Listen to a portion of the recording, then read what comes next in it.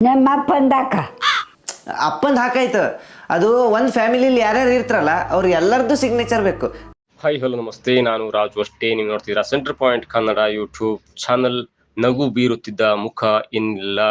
ಕರುನಾಡಿನ ನೆಚ್ಚಿನ ರೀಲ್ಸ್ ಅಜ್ಜಿ ಲಕ್ಷ್ಮೀ ನಾಯ್ಕ್ ವಿಧಿವಸ.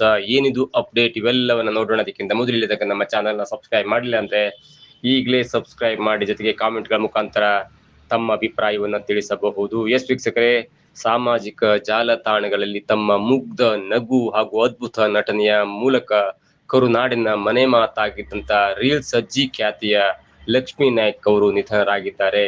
ಉತ್ತರ ಕನ್ನಡ ಜಿಲ್ಲೆಯ ಯಲ್ಲಾಪುರ ತಾಲೂಕಿನ ಮಂಚಿಕೇರಿಯ ನಿವಾಸಿಯಾಗಿದ್ದವರು ವಯೋಸಹಜ ಕಾಯಿಲೆಯಿಂದ ಬಳಲ್ತಾ ಇದ್ರು. ಇದೀಗ ಅವರು ಇಹಲೋಕ ತ್ಯಜಿಸಿದ್ದು ಅಪಾರ ಅಭಿಮಾನಿಗಳನ್ನ ಶೋಕ ಸಾಗರದಲ್ಲಿ ಮುಳುಗಿಸಿದ್ದಾರೆ.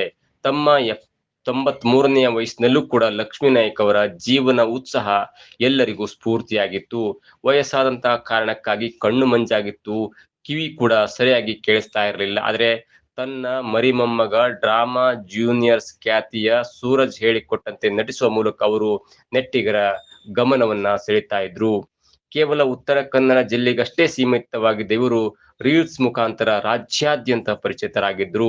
ಇವರ ಪ್ರತಿಯೊಂದು ವಿಡಿಯೋಗಳು ಮತ್ತು ಸರಳ ಅಭಿನಯದ ಶೈಲಿ ಎಲ್ಲರ ಮನಸ್ಸಿನ ಮೆಚ್ಚುಗೆಗೆ ಪಾತ್ರವಾಗಿತ್ತು. ಅಜ್ಜಿ ಮೊಮ್ಮಗನ ಈ ಜೋಡಿಯ ವಿಡಿಯೋಗಳಿಗೆ ಸಾಮಾಜಿಕ ಜಾಲತಾಣಗಳಲ್ಲಿ ಲಕ್ಷಾಂತರ ವೀಕ್ಷಣೆಗಳಿದ್ವು. ಜೊತೆಗೆ ಅಪಾರ ಫಾಲೋವರ್ಸ್ ಬಳಗ ಇವರಿಗಿತ್ತು. ಲಕ್ಷ್ಮೀ ನಾಯ್ಕ್ ಅವರು ಮಕ್ಕಳು, ಮೊಮ್ಮಕ್ಕಳು ಹಾಗೂ ಅಪಾರ ಬಂಧು ಬಳಗವನ್ನ ಅಗಲಿದ್ದಾರೆ.